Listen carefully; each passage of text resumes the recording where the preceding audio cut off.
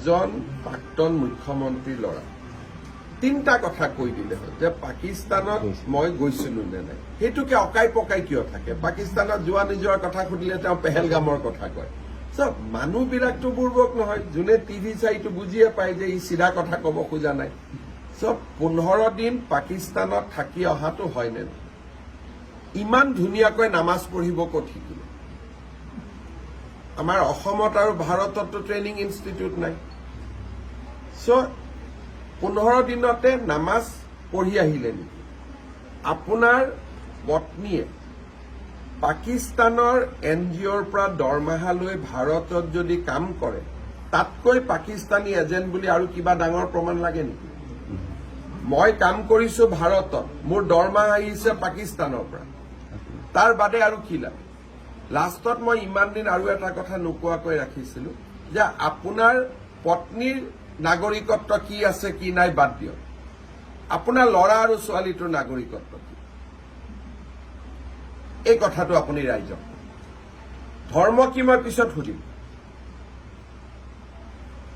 মোৰ সন্দেহ আছে আৰু দুদিন পিছত মই কমো যে দুয়োগৰাকী ল'ৰা আৰু ছোৱালী ভাৰতীয় নাগৰিক নহয়। আৰু এইটো মই মুখ্যমন্ত্ৰী হিচাপে কৈ আছো।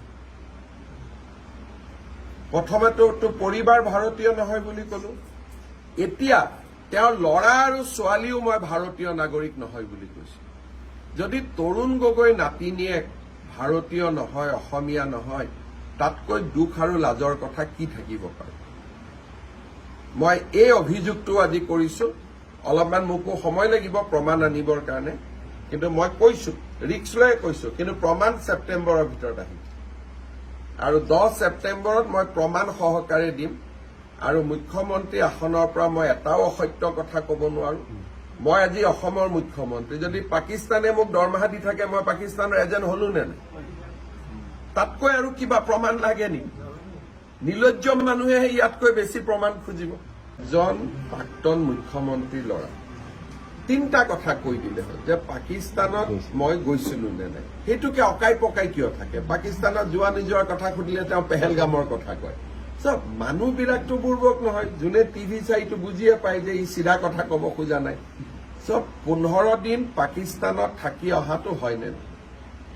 ইমান ধুনীয়াকৈ নামাজ পঢ়িব ক'ত শিকিলে?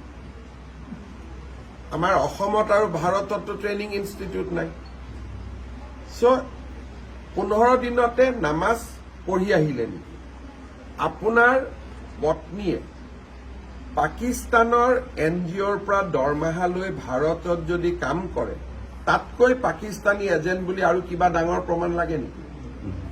মই কাম কৰিছো ভাৰতত, মোৰ দৰমহা আহিছে পাকিস্তানৰ পৰা, তাৰ বাদে আৰু কি লাগে?